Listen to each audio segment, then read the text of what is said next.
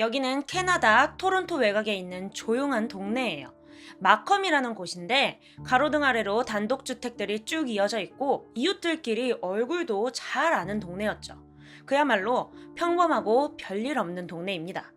그런데 2010년 11월 8일 밤 그 조용하던 마을에 갑자기 총성이 울려 퍼져요. 도와주세요. 집에 강도가 들었어요. 엄마 아빠가 총에 맞았어요. 신고자는 24살의 여성 제니퍼 펜. 목소리가 많이 떨렸어요. 울먹이고 있고 숨도 가쁘고. 그런데 너무 침착해 보이는 거예요. 제니퍼가 말했어요. 남자 셋이 들어와서 저를 묶었고 부모님은 지하실로 끌려 들어갔어요. 그리고 바로 그때 전화기 너머에서 신음소리가 들립니다. 누군가 바닥 어딘가에서 진짜 죽을 힘을 다해 울부짖고 있는 그런 소리가요. 경찰은 신고를 받고 곧장 출동을 합니다. 집에 도착해서 문을 열고 들어갔어요. 안은 조용했어요. 현관문은 열려 있었고 1층엔 아무런 인기척이 없는 거예요. 그래서 지하실로 내려갑니다. 그리고 그곳에서 피범벅이 된 부부를 발견하게 돼요. 아내는 이미 숨이 멎어 있었고 남편은 머리에 총을 맞았는데 기적적으로 살아 있었어요. 그리고 이번엔 2층 계단 위에 딸 제니퍼가 난간에 묶인 채 앉아 있었어요. 근데 강도가 들었다고 했잖아요. 그런데 집 안이 너무 멀쩡한 거예요. TV도 그대로고 지갑, 귀금속도 그대로예요. 도둑이 들어온 흔적이 없었어요. 그리고 제니퍼 옷에 피 한 방울 묻지 않았고요. 묶여있긴 한데 줄이 너무 느슨했어요. 표정도 이상하리만치 차분했고요. 그날 현장에 있던 경찰은 이렇게 말합니다. 처음엔 그냥 강도 사건인 줄 알았습니다. 근데 어딘가 너무 이상했어요. 며칠 뒤 총을 맞고도 살아있었던 남편 한 펜 씨가 병원에서 의식을 되찾았습니다. 그리고 경찰에게 아주 짧게 이렇게 말했어요. 제니퍼가 그들 중 한 명이랑 다정하게 이야기를 하고 있었어요. 자기 부모를 공격한 사람들과 대화를 나눴다. 이야기는 여기에서부터 시작됩니다. 그날 밤 제니퍼는 그럼 왜 그렇게 울고 있었던 걸까요? 정말 단순한 피해자였던 걸까요? 제니퍼 펜, 캐나다에서 태어난 중국계 베트남인 2세예요. 제니퍼의 부모님은요, 베트남 전쟁 때 목숨을 걸고 도망쳐온 피난민이었어요. 진짜 말 그대로 아무것도 없는 상태에서 시작했죠. 공장에서 일하면서 하루 벌러 하루 살고 새벽같이 출근해서 밤 늦게까지 일하고 그런데 그 힘든 삶 속에서도 단 한 번도 불평한 적이 없었다고 해요. 왜? 오직 하나뿐인 딸 제니퍼를 위해서요. 제니퍼, 너는 우리 가족의 자랑이야. 부모님은 그 말을 입에 달고 살았대요. 제니퍼가 남들보다 더 잘났으면 좋겠고, 아니, 무조건 더 잘나야만 한다고 믿었어요. 그래서 어릴 때부터 피아노, 바이올린, 피겨스케이팅, 과외 등등 매일매일이 수업이고 매일매일이 훈련이었어요. 학원에서 자고 학교에서 잠들고 스케이트 타다 무릎이 까져도 아니, 너는 할 수 있어 라는 말만 들었대요. 근데도 부모님은 늘 부족하다고 생각했어요. 더 할 수 있어. 아직 멀었어. 학교가 끝나면 항상 부모님이 직접 데리러 왔고요. 혼자 버스를 타는 것도 안 됐어요. 친구 집 절대 안 됐고 남자친구는 그 존재조차 허용할 수 없었죠. 데이트는 대학 졸업을 하고 나서 이게 부모님의 원칙이었어요. 어떤 친구들은 우와, 제니퍼 진짜 모범생이다. 부러워하기도 했는데요. 그건 그냥 겉으로만 보여지는 모습이었죠. 제니퍼는 하루하루가 숨이 막혔다고 합니다.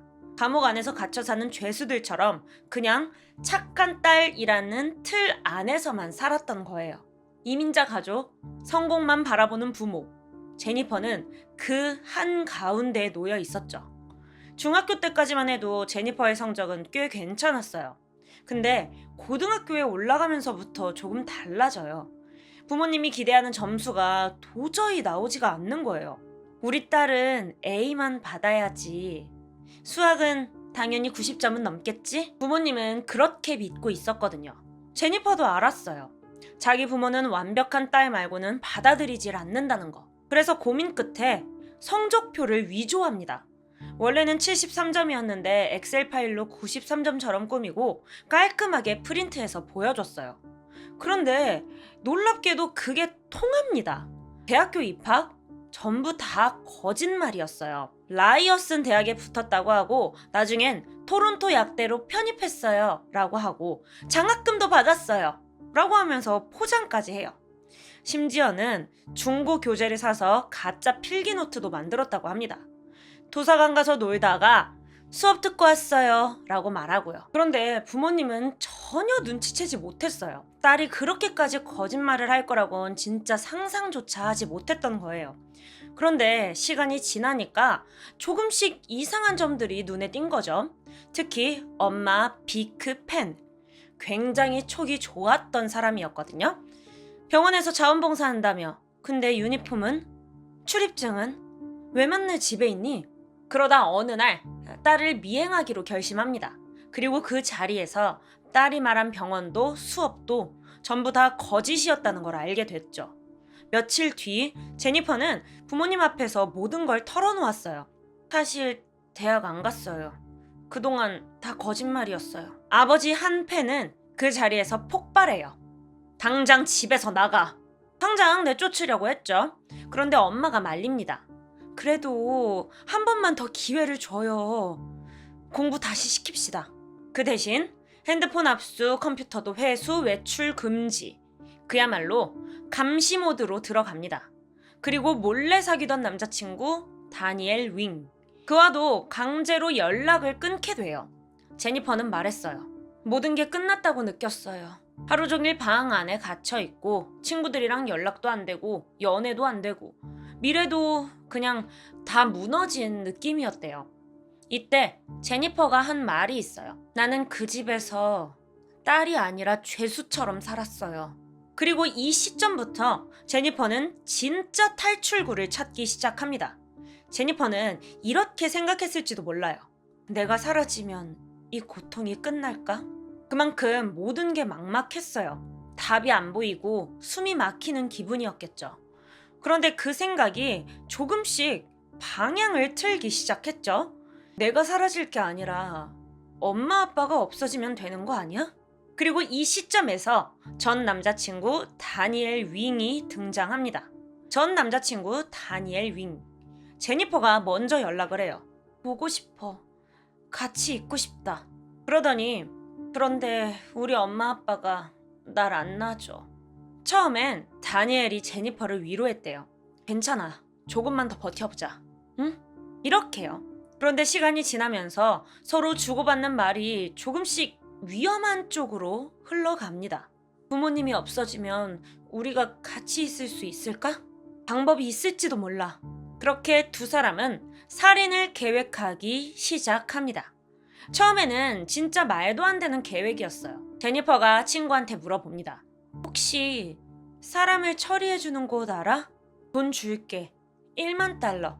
그런데 그 말을 진심으로 받아들이는 사람이 나타납니다. 다니엘 쪽 지인 중 한 명이 그거 우리가 할 수 있어. 직접 실행할 사람들을 모집해요. 에리카 티, 데이비드 밀 베거남, 랜포드 크로포트. 이 세 사람이 그날 밤 제니퍼의 집에 침입하기로 합니다. 제니퍼는 모든 걸 직접 계획했어요. 집 구조, 부모님의 동선, 지하실 문, 현관문 비밀번호까지. 그리고 마지막, 나는 묶인 척 연기를 할 거야. 그리고 2010년 11월 8일 밤, 제니퍼는 평소처럼 부모님이랑 저녁을 먹어요. 웃고 이야기하고 아무 일도 없는 척. 그렇게 하루를 마무리합니다. 밤 11시, 제니퍼는 계단을 올랐어요. 자기 방으로 오르기 전에 현관문 쪽으로 살짝 가요. 그리고 문을 아주 조금 열어둡니다. 그리고 곧 그 문을 지나 3명의 남자가 들어왔죠. 검은 옷에 셋 다 총을 들고 있었어요. 조용히 거실을 지나서 안방으로 향합니다. 자고 있던 엄마 아빠, 눈앞에 갑자기 총구가 나타나자 몸을 굳히고 말죠. 가만히 있어. 돈은 어딨지? 목소리는 낮고 단호했어요. 그리고 부부는 지하실로 끌려갑니다. 그 시간 제니퍼는 2층에 있었어요. 계단 난간에 앉아 있었죠. 손은 뒤로 묶여 있었고요. 그런데 말이에요. 줄이 너무 느슨했어요. 조금만 힘주면 풀릴 수 있는 정도. 그런데 제니퍼는 아무것도 하지 않았습니다. 곧이어 지하실에서 두 번의 총성이 울려 퍼졌고 그제야 제니퍼는 911에 전화를 걸었어요. 목소리는 울먹거렸고 숨도 가빠 보이고 근데 어딘가 너무 침착해 보였죠. 남자들이 들어왔어요. 전 묶여 있었고 부모님이 지하실로 끌려 들어갔어요. 그리고 그 순간 전화기 너머로 신음소리가 들립니다. 총을 맞고도 살아있었던 아버지 한펜의 신음소리. 며칠 뒤 기적처럼 깨어난 아버지가 경찰한테 한마디를 남겨요. 제니퍼가 그들과 대화를 나누고 있었어요. 너무 다정하게요.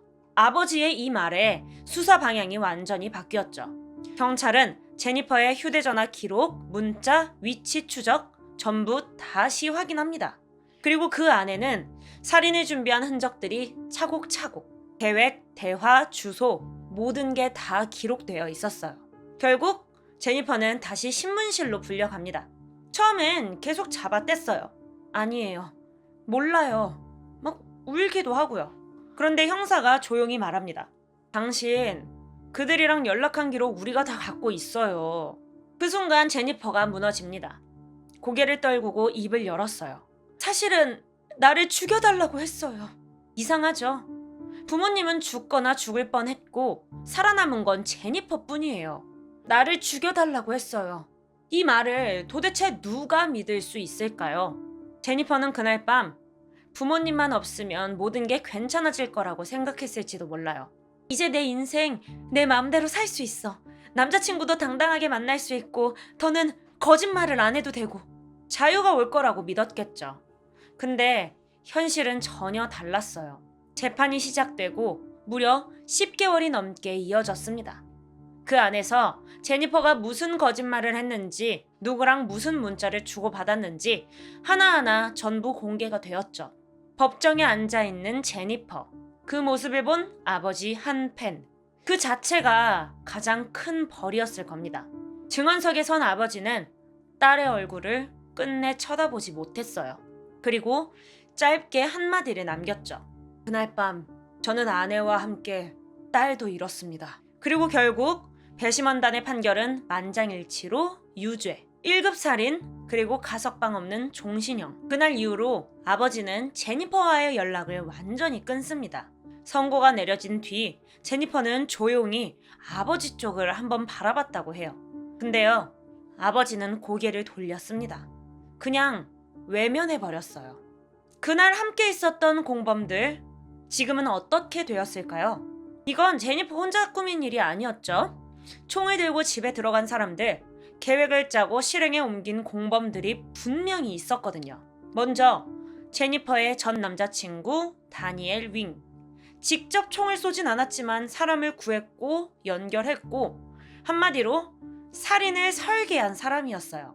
재판에서도 공동 주범으로 인정받습니다. 결과는 1급 살인 유죄로 가석방 없는 종신형. 25년 복역 후 가석방 신청은 가능하지만 현재까지 그대로 복역 중이라고 합니다. 다음은 데이비드 밀 베거남. 직접 총을 들고 제니퍼 집에 들어갔던 인물이었죠. 지하실로 부모님을 끌고 내려갔고 실제로 방아쇠를 당겼다는 정황도 뚜렷했어요. 결과는 1급 살인 그리고 살인 미수. 역시 종신형이에요. 25년 후 가석방 신청이 가능하긴 한데요. 현실적으로 풀려날 가능성은 거의 없다는 분석이 많습니다. 마지막으로 랜포드 크로포트. 이 사람은 직접 집에 들어가진 않았어요. 하지만 실행범을 연결해준 핵심 연결고리였죠. 다니엘 윙이 사람을 찾을 때 내가 알아봐줄게 라고 했던 인물입니다. 그리고 이 사람도 공범으로 유죄 판결, 마찬가지로 종신형을 받았어요. 결국 주요 공범 3명 모두 지금도 캐나다 교정시설에서 수감 중이라고 합니다. 생각해보면 이 가족들은 서로를 정말 몰랐던 거죠. 부모님은 딸을 우리 가족의 자랑이라고 믿었고 딸은 그걸 감옥 같았어 라고 느꼈고요. 지금도 제니퍼는 교도소 안에 있습니다. 가끔 가족들한테 편지를 쓴다고 해요. 근데 당연히 답장은 오지 않는다고 합니다.